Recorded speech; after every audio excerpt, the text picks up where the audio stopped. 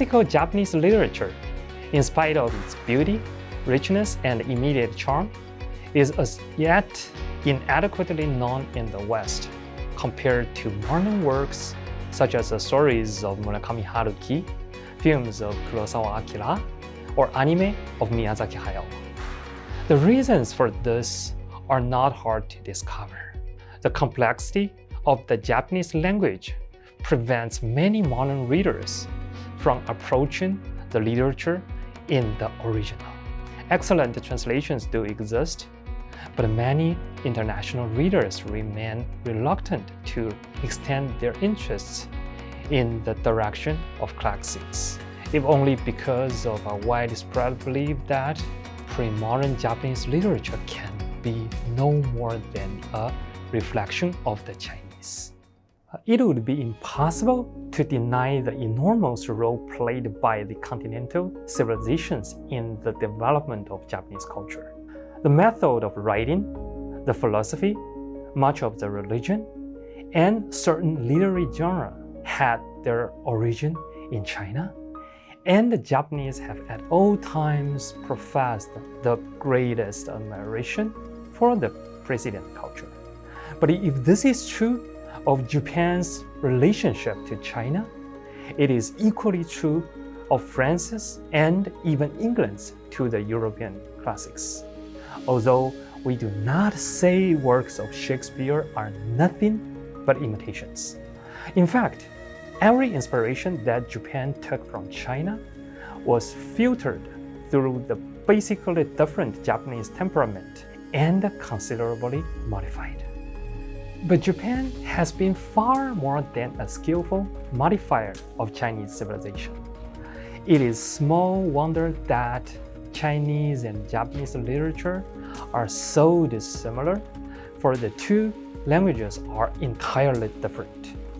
Chinese is a monosyllabic language with musical tones to distinguish the many identical syllables. Japanese, on the other hand, is polysyllabic, has no tones like the Chinese. So Chinese poetry is usually rhymed and is based on a complicated pattern of musical tones. In Japanese, on the other hand, rhyme is generally avoided, and the formal rules of prosody reduce themselves to matter of content syllables. I would like to introduce a poetic skill heavily used in classical Japanese poetry, but rarely seen in Chinese or European traditions. Kakekotoba, or pivot words, one of the most distinctive features of Japanese verse. The sounds of Japanese are very simple. Each syllable generally consists of one consonant, followed by one vowel. The restricted number of possible sounds has inevitably meant that there are many homonyms in the language, and countless words contain within themselves other words or parts of words of quite unrelated meanings. For example, the word shiranamu, meaning white waves, or the wake behind a boat, might suggest to a Japanese verb shiranu, meaning unknown, or a noun namida, meaning tears.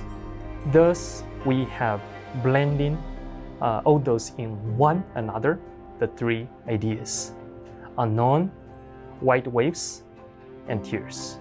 So one can easily see how from a combination of such images, one point could grow.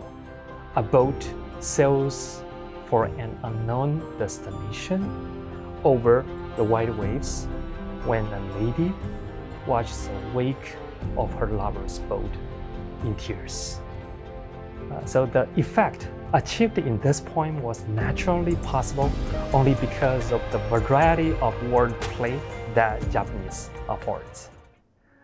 So here, if you are interested in what I'm doing here, so we study the classical Japanese literature and the poetry in general, but I also do some researches in modern literature. at this campus at Aoyama Gakuin University, we have this new program called IPJAs. And if you are interested in what I'm doing, please come to join us and let's discover the richness and the beauty of the Japanese classical literature.